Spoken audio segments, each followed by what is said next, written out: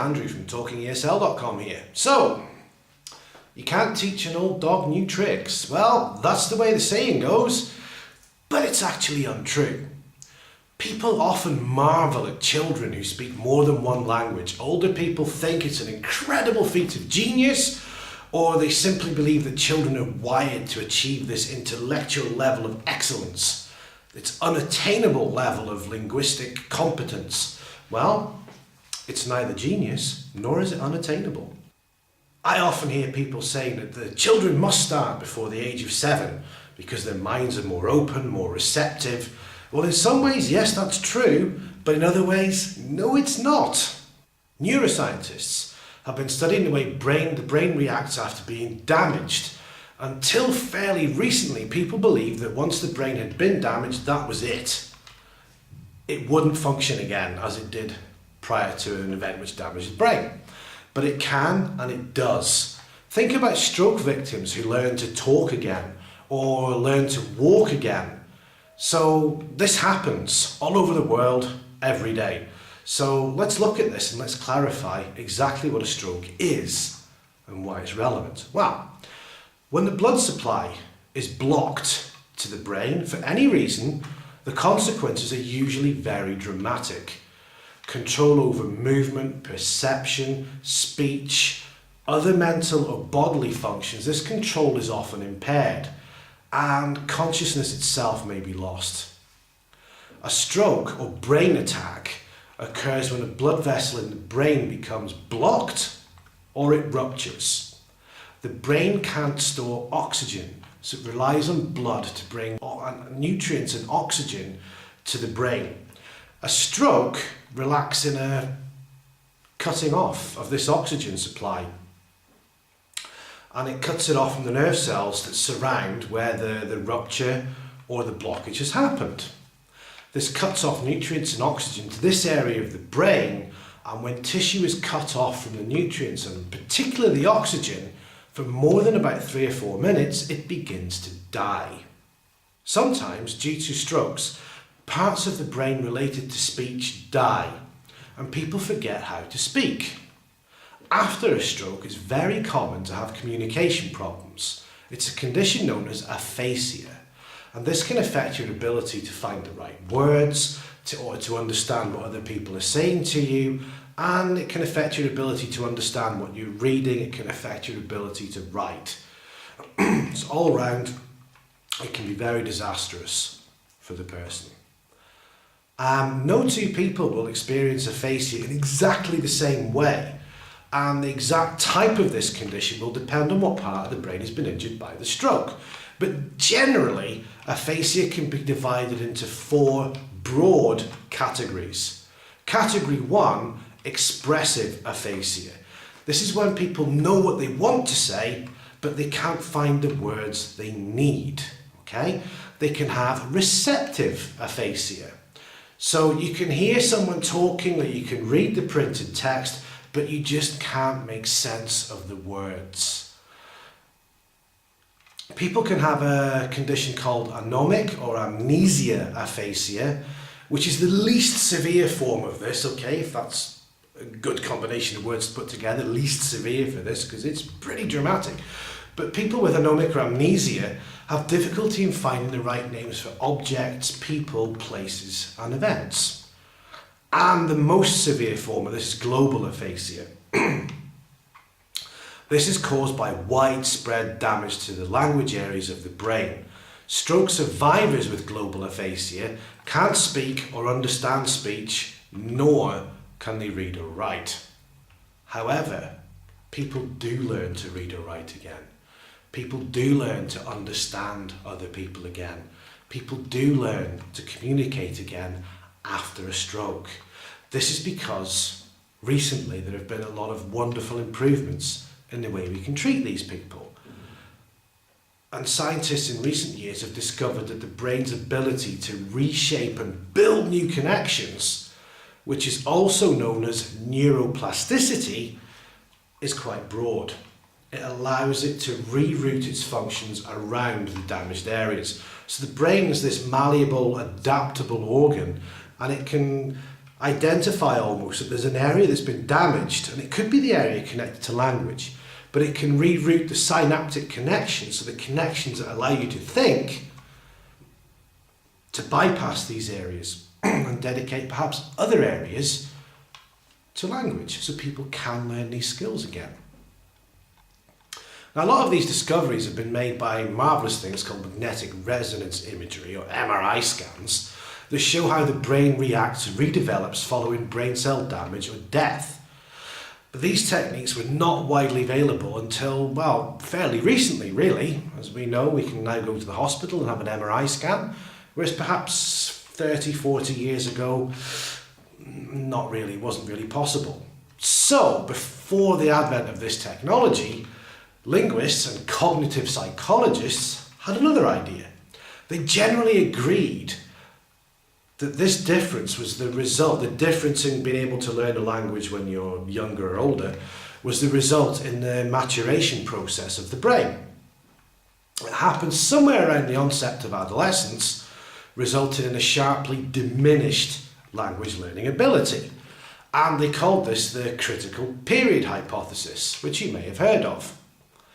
It gives a pretty bleak outlook for adults as language learners, the critical period hypothesis. And there's also a popularly held belief that children as second language learners are far superior to adults, and they go through the learning process quicker, they're better at learning, and the outcomes are a lot better too. Well, as we'll see, this may not be the case.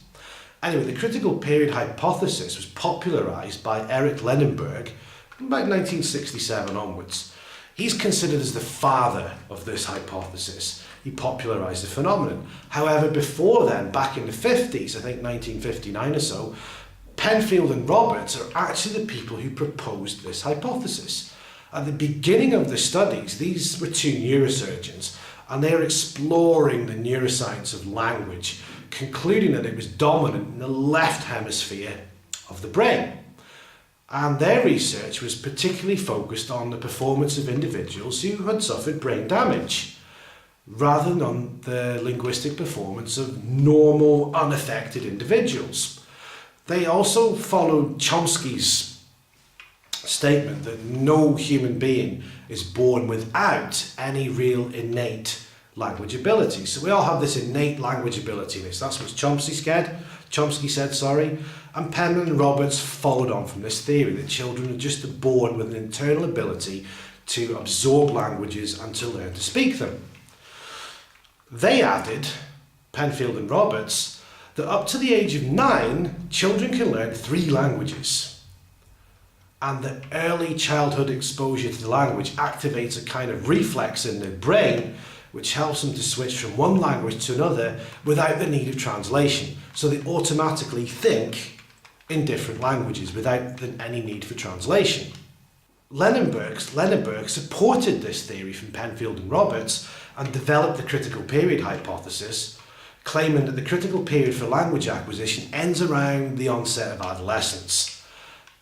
And that after the onset of adolescence, he wrote, learning a first language would be impossible. He accepted Penfield and Roberts' ideas that neurological mechanisms are responsible for the maturation change in language learning, or changes in the ability to learn languages, connecting with the same brain lateralization and using the left hemisphere or the left side of the brain, which was deemed to be the specialized area for language. However, you'll notice there that I said first language. So there's some controversy here, okay? In its original formulation, the evidence for the existence of the critical period hypothesis was based at looking at first language, native language, L1 impaired skills, rather than those connected with people who've learned a second or subsequent languages. So it was all done with L1, not L2 as the second language. So we need to recognise there's a marked contrast between the critical period hypothesis as an issue of continuing dispute in second language acquisition. On the one hand, people see this as an invariable law that's equally applicable to second language acquisition in any context or situation. In fact, the research indicates that the age effects of all kinds depend largely on the actual opportunities for learning which are available within the overall context of the second language acquisition. Particularly, this is relevant to learning situations, notably to the extent which initial exposure is substantial and substantiated. So we need good, prolonged exposure to the second language to learn it effectively. That's what the modern day research concludes, although there's still some argument about these theories. So the critical period hypothesis has been questioned by many researchers in recent years, and the area is still quite controversial. So the evidence for the biological basis of the critical period hypothesis has been challenged, and the argument has been made that differences may reflect psychological and social factors rather than biological factors which may affect child learners. For example, children may be more motivated to learn a second language. Well, more motivated than adults perhaps. Maybe there's more incentive in the playground to be able to play in the same language as a group of friends or a group of classmates and to communicate that way than perhaps an adult would have a level of motivation if he was working in a job where there are a couple of people who speak a different language. So the child may be more motivated to learn. It also happens that children may be placed in situations where they are forced to speak a second language, such as school, for example. If we look at migrants and their children go to school, they pick up the language. Well, my daughter's done this herself. We came to Spain when she was 2, and within 3 months she was speaking fluent Spanish at school. Further 3 months she was speaking Valencian fluently at school, so in 6 months she picked up 2 languages. I couldn't do that, but then I wasn't in school for 5-6 hours a day, immersed in that environment and being forced essentially to speak those languages.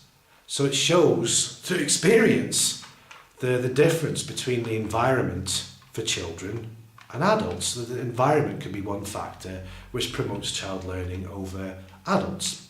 However, there is some experimental research which has been done which actually demonstrates the inferiority of children by comparison to adults in second language acquisition under controlled conditions. This even happens when the method of teaching may be more favourable for the children than to the adults, but the children often perform poorly when compared to adolescents and adults in language learning environments. One exception here is pronunciation. It often seems to be that children can develop a very good level of native pronunciation of a second language, whereas adults tend to find this quite difficult. And in my case, my Spanish accent is good, but it's not native-like. So my daughter's local accent is perfect. So from experience, again, I can verify this research with hands-on experience. And again, with immigrants, both in the US and in Europe, there's been a lot of research done that naturalistic research comparing children and adults learning second languages as immigrants doesn't support the notion that younger children are better at second language learning. So good news for adults. So what are the differences? Well, people often say that children are sponges. Their cognitive ability to soak up information, well, they have this, they're more disposed to this than adults are. Some argue this extends to second language skills, and there's evidence to support this when it comes to adults losing a foreign accent. That's about it, because as far as cognition goes, older learners have actually got more highly developed cognitive systems.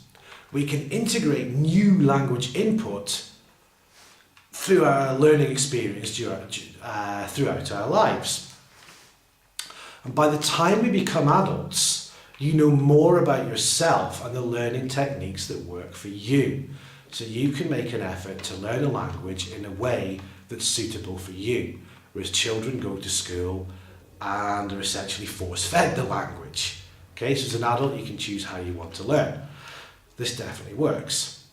Also, studies show that older people tend to have a far wider vocabulary than children, and this is true for the second language as well, that adults tend to have a far broader vocabulary than children when learning a second language in a similar environment. Motivation is another difference. Adults often lack the motivation to learn a second language to a good high level. People often get to maybe B1 or B2 on the CEFR because that's what they need for work. That's their motivation. Their motivation is financial.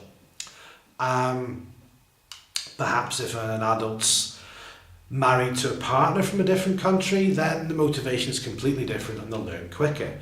Children's motivation, on the other hand, if they're in a school, is not based on exams. It's based on desire to play and a desire to communicate. So they're far more motivated than most adults are when it comes to learning a second language.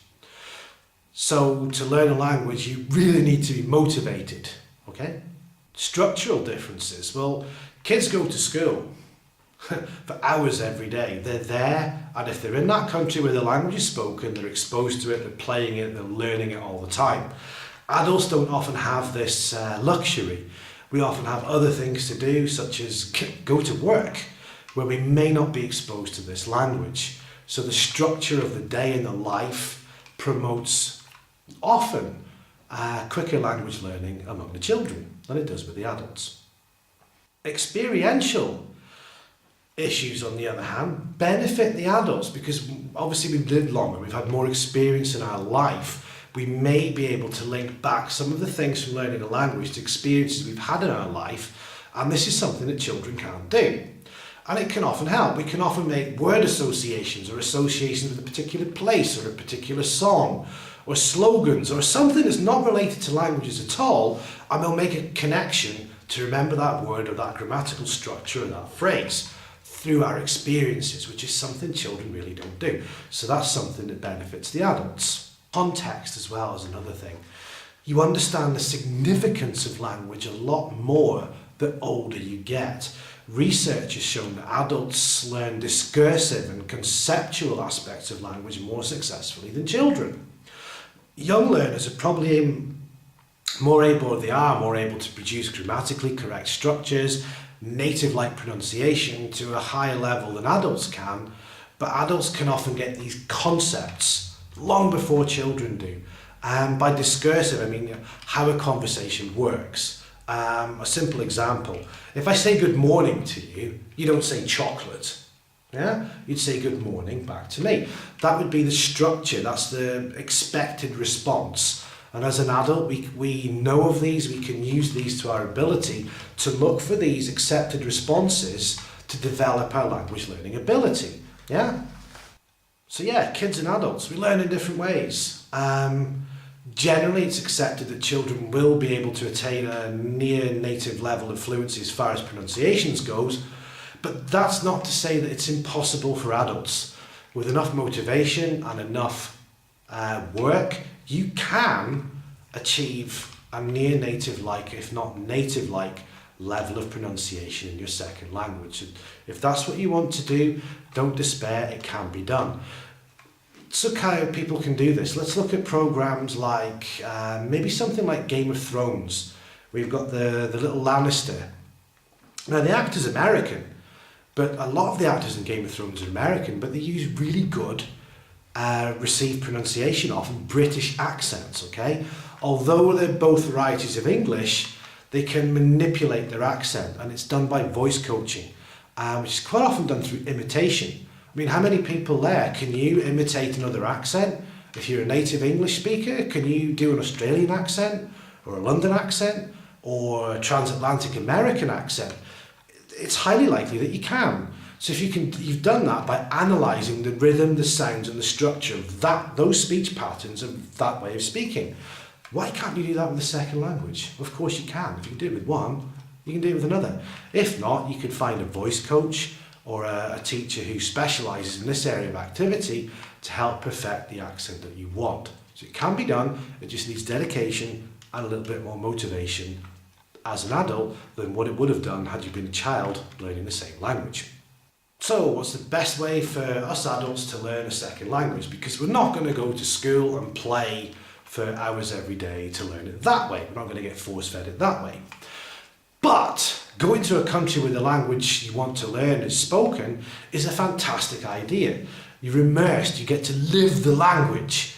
You listen to it every day, you read it every day, you may even write it or on social media every day. You use it when you're buying things, you can use it when you're out with friends or people that you know. So the language is coming in, the language is coming out.